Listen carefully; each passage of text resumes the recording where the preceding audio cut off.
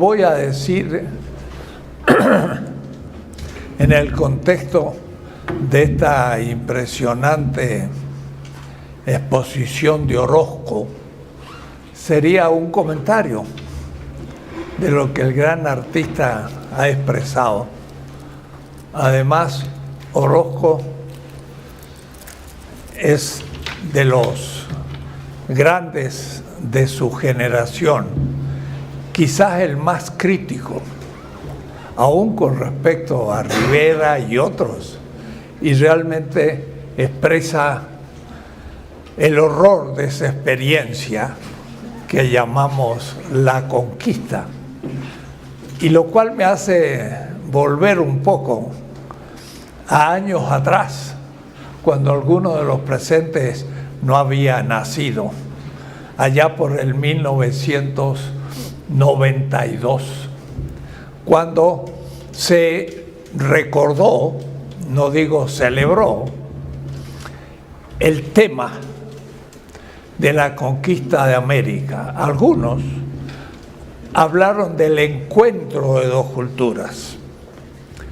y yo fui de los que dije, vaya encuentro, en donde uno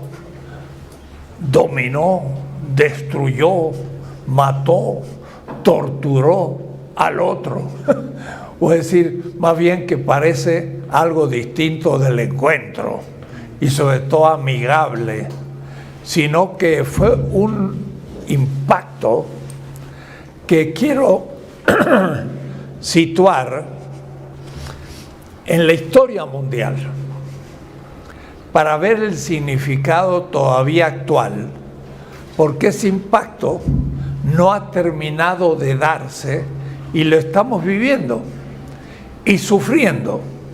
O es decir, a veces por una cierta visión unilineal de la historia, que es siempre la que estudiamos en el colegio primario, secundario, la prepa, la universidad, pero yo siempre insisto, no solo en México, en toda América Latina, pero no solo en América Latina, también en África, también en la India, también en la China, también en Europa y Estados Unidos. Hay una cierta visión de la historia que es eurocéntrica, pero ha aceptado todo el mundo. Y vengo hace 50 años hablando de cuándo vamos a tener una nueva visión de la historia, pero no entran balas. La visión sigue la misma. Y entonces, en el fondo, se piensa el encuentro de dos culturas y no la significación histórica mundial de lo que significó la conquista en el sentido más fuerte de América en la época que todavía el mundo anglosajón no existía. La única América fue la América tropical del Caribe y la región más habitada de nuestro continente, sobre todo en las regiones que habían hecho la revolución neolítica, o es decir, civilizaciones urbanas. Entonces, estas civilizaciones urbanas son de las grandes de la humanidad, son sobre las columnas sobre las que se construyó una visión mundial de la historia. Y entonces ahí ya empieza el problema histórico, porque como nosotros estamos formados en una visión eurocéntrica, hoy todavía, todos nuestros estudios, aún la universidad y la UNAM, por supuesto, y las privadas más todavía, tenemos una cierta visión de la historia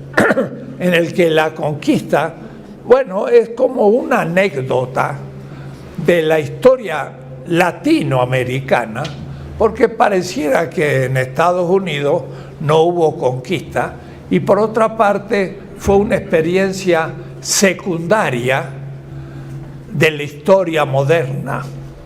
Pero lo que quiero demostrar hoy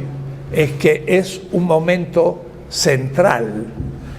en la visión de una historia moderna, antimoderna, decolonial. O es decir, empezar a pensar no desde una colonialidad constitutiva de nuestra cultura, sino teniendo ya recursos categoriales de las ciencias sociales que nos permitan resituarnos en la historia.